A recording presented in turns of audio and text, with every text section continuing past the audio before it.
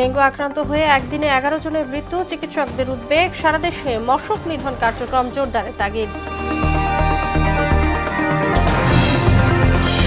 জাতিকে সুষ্ঠু নির্বাচন উপহার দিতে চায় কমিশন, শপথ শেষে নতুন সিইসি। অত্যাবশ্যকীয় সংস্কার দ্রুত শেষ করার আহ্বান বিএনপির।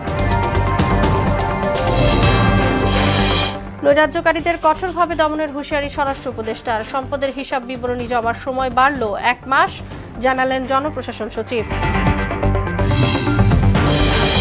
এবং উন্নয়ন নিশ্চিতে জনগণের মৌলিক অধিকার নিশ্চিতের তাগিদ বিশিষ্টজনদের। গণ আন্দোলনের সুফল কাজে লাগিয়ে সামাজিক বৈষম্য দূর করার পরামর্শ।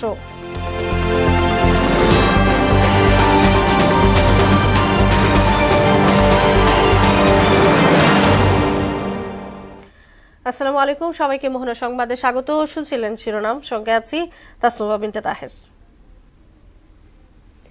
এবার বিস্তারিত। ডেঙ্গু আক্রান্ত হয়ে একদিনে আরও 11 জনের মৃত্যু হয়েছে। এ সময় বিভিন্ন হাসপাতালে ভর্তি হয়েছে 1079 জন। চলতি বছর এখন পর্যন্ত ডেঙ্গুতে মৃত্যু হয়েছে 459 জনের এবং হাসপাতালে ভর্তি হয়েছে 86,791 জন। স্বাস্থ্য অধিদপ্তরের হেলথ ইমার্জেন্সি অপারেশন সেন্টার ও কন্ট্রোল রুম জানায়, মারা যাওয়া 11 জনের মধ্যে 9 জনই ঢাকার 2 সিটি কর্পোরেশনের বাসিন্দা। বাকি 2 জন খুলনা বিভাগের। ডেঙ্গুর বিস্তার রোধে মশক নিধন কার্যক্রম জোরদারের তাগিদ দিয়েছেন চিকিৎসকরা।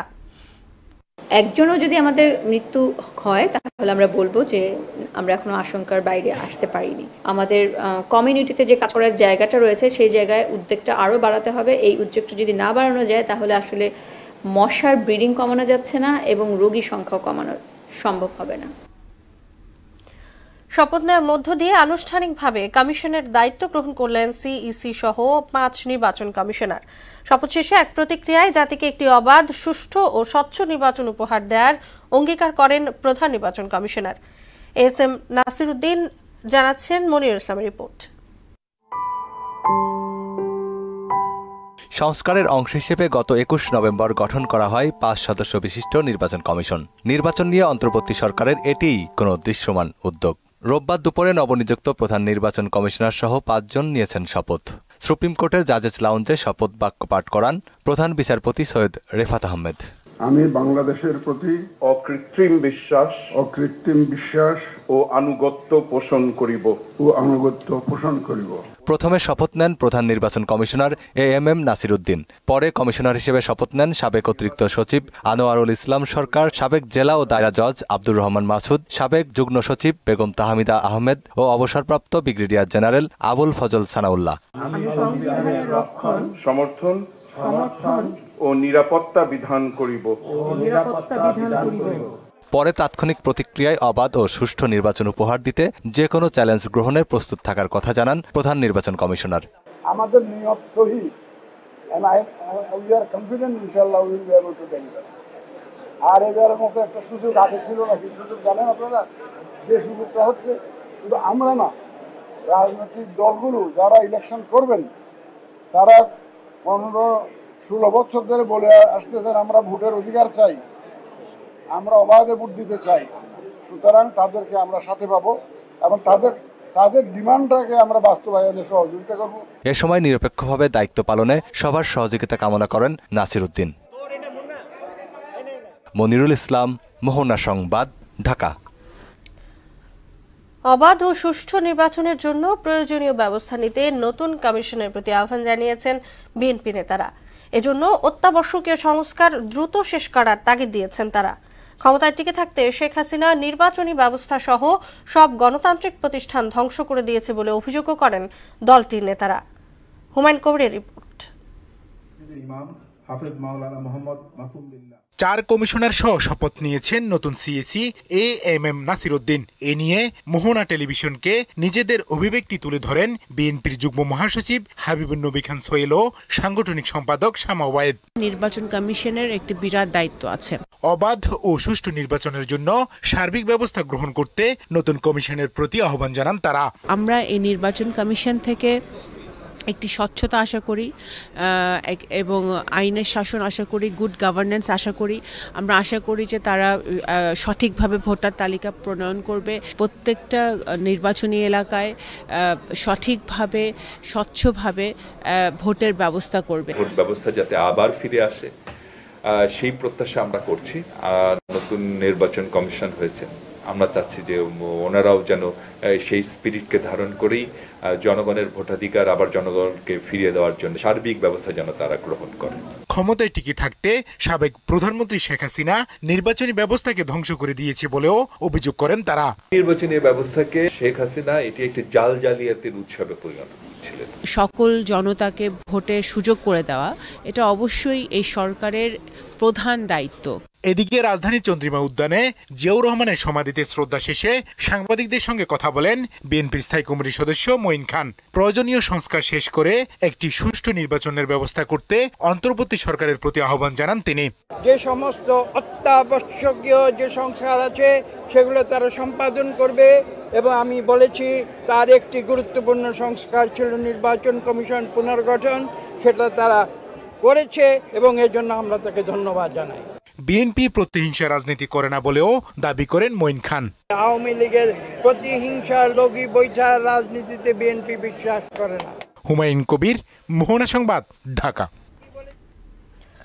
12 দফা দাবিতে আজও রাজধানীতে বিক্ষোভ করেছেন ব্যাটারি চালিত অটোরিকশা চালকেরা। সকালে জাতীয় প্রেস ক্লাবের সামনে অবস্থান নিয়ে লাইসেন্স প্রদান, যৌক্তিক রুট পারমিট সহ 12 দফার দাবি জানান তারা। এদিকে গণ অবস্থান কর্মসূচির কারণে পল্টন ও আশপাশের এলাকায় তীব্র যানজট সৃষ্টি হয়। এতে ভোগান্তিতে পড়েন কর্মজীবী সহ সর্বস্তরের মানুষ। মুতাসির মামুনের প্রতিবেদন।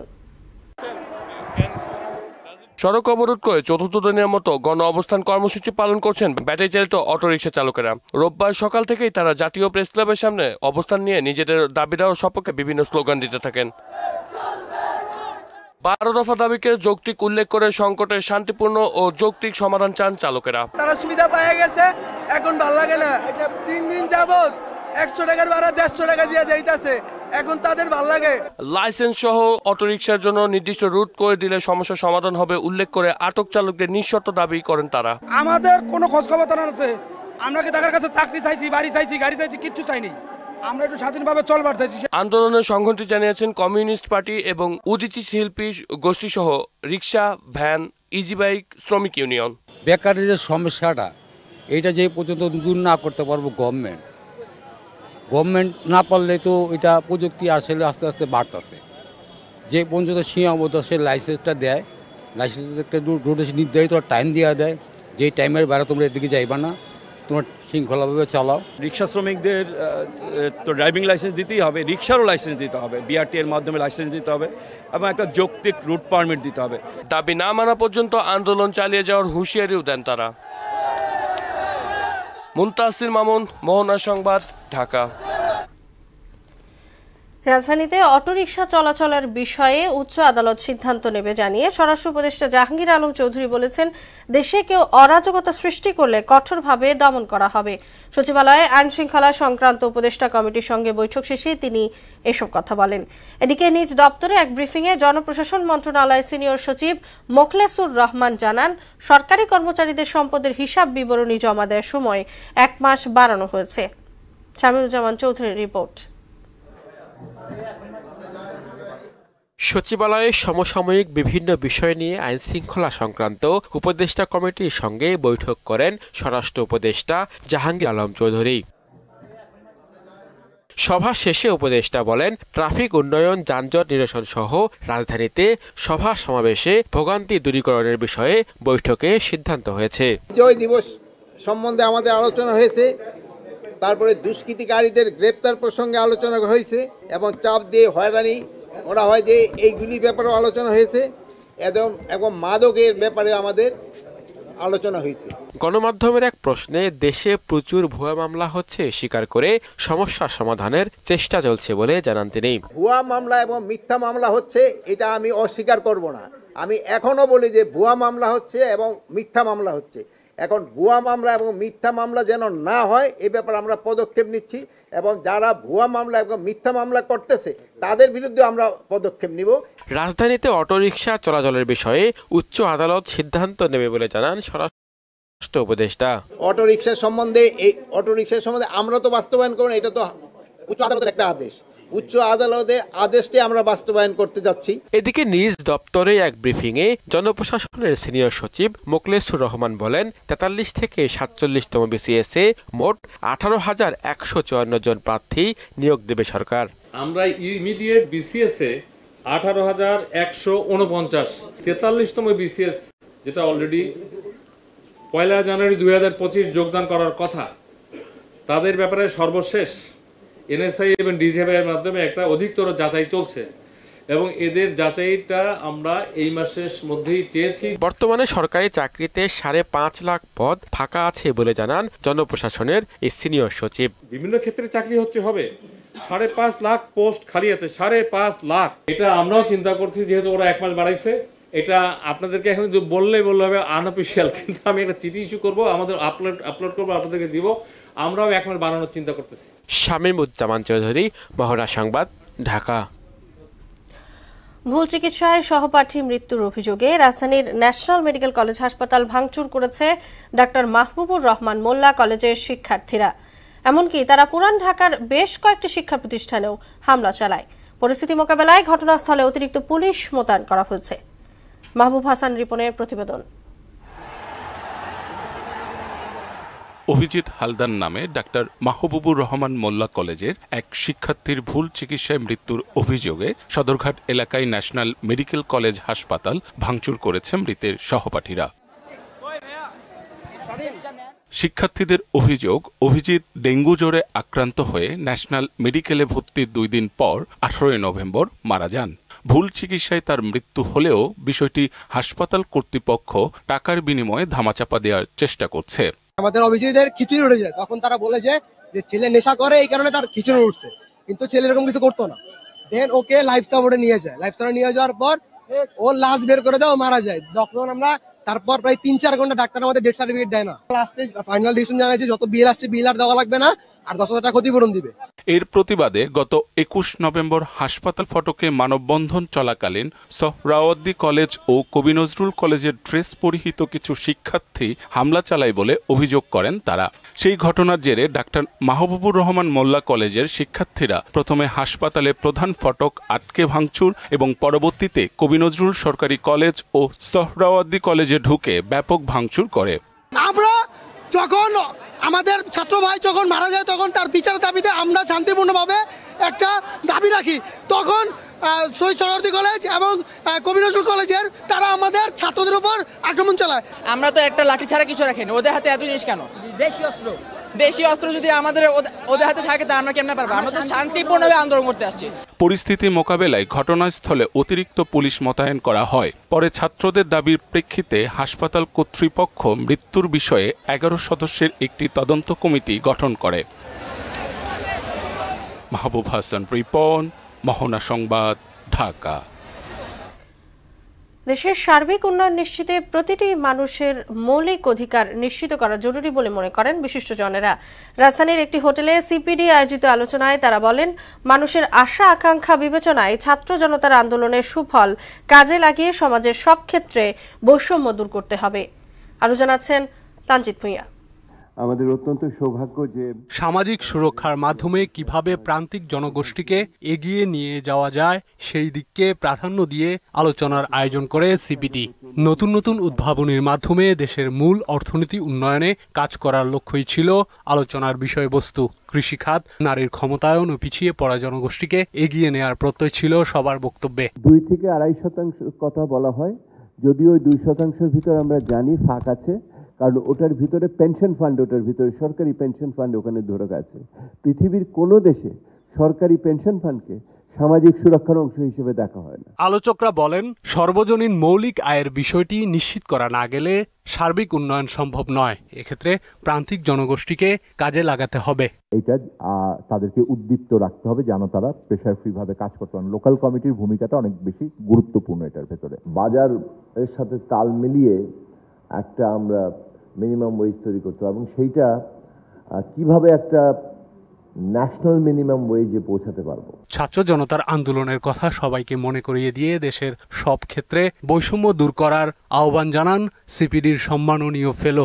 বাংলাদেশে যে উত্তরোত্তর যে বৈষম্য হচ্ছিল, আয় বৈষম্য, ভোগ বৈষম্য, সম্পদ বৈষম্য, সেইটার একটা বিরুদ্ধে একটা অবস্থান থেকে কিন্তু আজকের এই আলোচনাটাকে দেখতে হবে। মানুষের আশা আকাঙ্ক্ষা বিবেচনায় স্বাস্থ্য ও শিক্ষাকে অগ্রাধিকার দিয়ে স্থানীয় সরকারের উপর গুরুত্ব দেওয়ার কথা উল্লেখ করেন বিএনপির স্থায়ী কমিটির সদস্য আমির খসরু মাহমুদ। আমরা যদি ইউনিভার্সাল হেলথ কেয়ারটা দিতে পারি একটা ফ্যামিলিকে, তাহলে তার যে চিকিৎসার খরচটা, প্রত্যেক ফ্যামিলিতে একটা চিকিৎসার খরচ আছে এবং বাংলাদেশের মধ্যে এটা highest. Universal health care education সাথে সমন্বয় এটা করা যেতে পারে। বিগত সরকারের দুর্নীতি ও অনিয়মের কড়া সমালোচনা করেন আলোচকরা। উপজেলা চেয়ারম্যানের আত্মীয় স্বজন একটি বাড়ি একটি খামারের সুযোগ পেয়েছে, ইভেন আওয়ামী লীগেরও অনেক লোক পায়নি। অন্য আপনি সাধারণ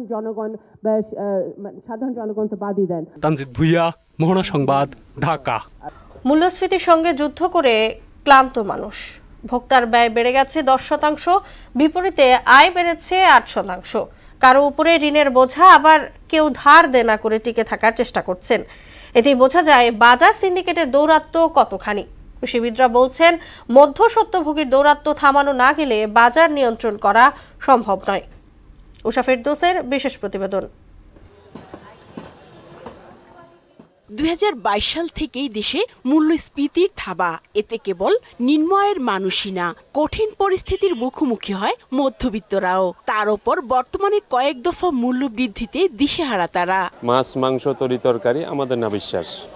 আমাদের দেখা যাচ্ছে বেতন 1 মাসের জন্য দিচ্ছে, আগে হয়তো 1 মাস পরে শেষ, এখন 7 তারিখে বেতন শেষ। 80 টাকা আলু কিনে তো মানুষ বাঁচবে না, সাধারণ মানুষ তো একটু ডাল ভাত খেয়ে বেঁচে থাকবে, এটাই তো নিয়ম। কিন্তু সেটা তো হচ্ছে না, খুব কষ্ট হচ্ছে, সবারই কষ্ট হচ্ছে। 7টি নিত্যপণ্যের ওপর শুল্ক হ্রাস করায় 2000 কোটি টাকা সরকারকে ছাড় দিতে হচ্ছে। যদিও শুল্ক হ্রাসের কোনো সুবিধাই পাচ্ছে না জনগণ, কারণ বাজার এর কোনো প্রভাব নেই। 1000 টাকা নিয়ে বাজার আসলে ঠিকমতো সবজি কিনে আপনি অন্য কোনো বাজার করতেই পারবেন না। আপনি ইলিশ হয়েছে 2500 টাকা কেজি, সিমড়ি হয়েছে 1600 টাকা কেজি, মুরগি হয়েছে মনে করেন 550-600 টাকা কেজি। সম্প্রতি বাংলাদেশ ব্যাংকের এক প্রতিবেদন মতে মানুষের আয়ের চেয়ে ব্যয় 2% বেড়েছে, ফলে ভোক্তার ক্রয় ক্ষমতা কমেছে। কৃষকের যেমন ইনপুট কস্টটাকে আমাদের কমাতে হবে অত ভর্তুকি দিয়ে, ঠিক তেমনই ভাবে আমাদের মার্কেটিং সিস্টেমটা খুব ডেভেলপ করতে হবে। মার্কেটিং সিস্টেম, কৃষক প্রোডাকশন করলো, সেটা মার্কেটে বেশ কয়েকটা হাত বদলের মাধ্যমে কিন্তু মার্কেটে যায়। এই হাত বদলের কারণে কিন্তু কৃষক সস্তায় বিক্রি করে দিচ্ছে এবং আমরা যারা ক্রেতা আছি তারা কিন্তু বেশি দামে কিনছি।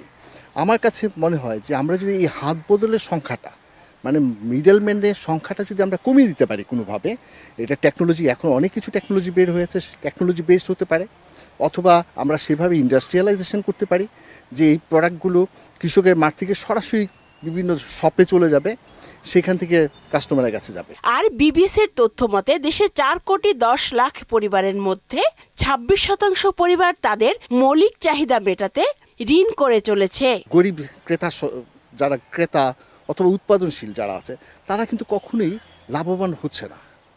লাভবান হচ্ছে যারা বিজনেস করছে, বড় বড় বিজনেস যারা করছে। উষা ফেরদৌস, মোহনা সংবাদ, ঢাকা। একটা প্ল্যান দাও। যুক্তরাষ্ট্রের বাজারে তৈরি পোশাকের শুল্কমুক্ত প্রবেশাধিকার পেতে 11টি শর্ত পূরণ করতে হবে বলে জানালেন বাণিজ্য উপদেষ্টা শেখ বশির উদ্দিন। সচিবালয়ে নিজ দপ্তরে মার্কিন পররাষ্ট্র দপ্তরের আন্তর্জাতিক শ্রম বিষয়ক বিশেষ প্রতিনিধি কেলি এমফে রদ্রিগেজের নেতৃত্বে একটি প্রতিনিধি দলের সঙ্গে সৌজন্য সাক্ষাৎ শেষে তিনি একথা বলেন। বাণিজ্য উপদেষ্টা জানান, গত 1 দশক ধরে যুক্তরাষ্ট্রের বাজারে তৈরি পোশাক রপ্তানিতে জিএসপি সুবিধা পাচ্ছে না বাংলাদেশ, অথচ ইউরোপিয়ান ইউনিয়ন, জাপান সহ বেশ কিছু দেশে এই সুবিধা মিলছে। কর্মসূচি যেটা হয়েছে, এই কর্মসূচিকে বাস্তবায়ন করার ক্ষেত্রে আমরা আজকে বিশদভাবে আলোচনা করলাম এবং এই আলোচনাটা আমার ধারণা খুবই যুক্তিযুক্ত এবং দুজনের অবস্থানকে আমরা তুলে ধরেছি এবং আমরা দুজনের অবস্থানকে উপলব্ধি করি এবং কিভাবে আমরা কত দ্রুত আমরা এই 11 দফা বাস্তবায়ন করতে পারি, এই উদ্দেশ্যে আমাদের আলোচনাটা হয়েছে। দেশের বাইরের খবর। জলবায়ু পরিবর্তনে ক্ষয়ক্ষতি মোকাবেলায় দরিদ্র দেশগুলো $300 বিলিয়ন পাচ্ছে। শনিবার আজারবাইজানে COP29 সম্মেলনে দর কষাকষির পর এ প্রতিশ্রুতি দিয়েছে ধনী রাষ্ট্রগুলো। সিদ্ধান্ত বাস্তবায়নে বিশ্ব নেতাদের প্রতি আহ্বান জানিয়েছেন জাতিসংঘ মহাসচিব। ইশতিয়াক হোসেনের ডেস্ক রিপোর্ট। গেল 11 নভেম্বর কপের 29তম আসর শুরু হয়। শুক্রবার সম্মেলন শেষ হওয়ার কথা থাকলেও জলবায়ু তহবিলে অর্থায়নে কোনো সমঝোতা না হওয়ায় সময় আরও একদিন বাড়ানো হয়। দীর্ঘ আলাপ আলোচনার পর রোববার এ বিষয়ে এক চুক্তিতে একমত হয় কপের সদস্য দেশগুলো। এতে ধনী রাষ্ট্রগুলোর পক্ষ থেকে উন্নয়নশীল দেশগুলোকে $300 বিলিয়ন দেওয়ার অঙ্গীকার আসে। জলবায়ু চ্যালেঞ্জ মোকাবেলায় প্রস্তুতি ও প্রতিরোধে সহায়তার জন্য 2035 সাল পর্যন্ত এই অর্থ দেয়া হবে। আজারবাইজানে জাতিসংঘের জলবায়ু সম্মেলনে প্রায় 200 দেশের প্রতিনিধিরা এই ঘোষণা দেন। প্রতিশ্রুতি অর্থ আসবে সরকারি মঞ্জুরি ও ব্যাংক ব্যবসার মতো বেসরকারি খাত থেকে। এই সিদ্ধান্তকে ভিত্তি হিসেবে দেখতে বিশ্ব নেতাদের প্রতি আহ্বান জানিয়েছেন জাতিসংঘ মহাসচিব অ্যান্টোনিও গুতেরেস। বর্তমানে এই তহবিলে প্রতি বছর $100 বিলিয়ন জমা দিচ্ছে উন্নত দেশগুলো, যার মেয়াদ শেষ হচ্ছে 2025 সালে। জলবায়ু তহবিলে জমা দেয়া এই অর্থ দরিদ্র দেশগুলোর অর্থনীতিকে আরও পরিবেশ বান্ধব করতে এবং জলবায়ু সংকটের কারণে সৃষ্ট দুর্যোগ মোকাবেলায় ব্যয় করা হয়। ইশতিয়াক হোসেন, মোহনা সংবাদ। পাকিস্তানের উত্তর পশ্চিমাঞ্চলীয় খাইবার পাখতুনখাওয়া প্রদেশে মুসলিমদের 2 সম্প্রদায়ের সংঘর্ষে অন্তত 32 জন নিহত হয়েছে। এর মধ্যে 14 জন সুন্নি ও 18 জন শিয়া। সংঘর্ষে অর্ধশতাধিক মানুষ আহত হয়েছে জানিয়েছে রাজ্য প্রশাসন। বৃহস্পতিবার শিয়া যাত্রীবাহী গাড়িতে বন্দুকধারীদের হামলায় 43 জনের প্রাণহানির পর এ সহিংসতায় এই ঘটনা ঘটল। শেষ করব মোহনা সংবাদ। যাবার আগে শোনাগুলো জানিয়ে দিচ্ছি আরও একবার।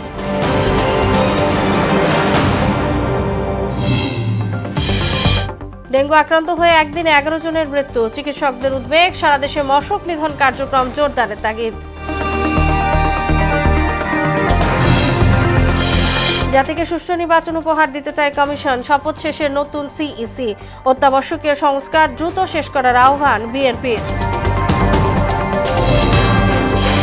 নৈরাজ্যকারীদের কঠোরভাবে দমনের হুঁশিয়ারি স্বরাষ্ট্র উপদেষ্টার। সম্পদের হিসাব বিবরণী জমার সময় বাড়ল 1 মাস, জানালেন জনপ্রশাসন সচিব। এবং উন্নয়ন নিশ্চিতে জনগণের মৌলিক অধিকার নিশ্চিতে তাগিদ বিশিষ্টজনদের। গণ আন্দোলনের সুফল কাজে লাগিয়ে সামাজিক বৈষম্য দূর করার পরামর্শ। এই ছিল মোহনা সংবাদে। পরবর্তী সংবাদ রাত 12:30টায়। মোহনা সবশেষ খবর জানতে ভিজিট করুন www.mohona.tv। সংবাদ দেখতে পান ফেসবুক ও ইউটিউবেও। এতক্ষণ সঙ্গে থাকার জন্য সবাইকে ধন্যবাদ।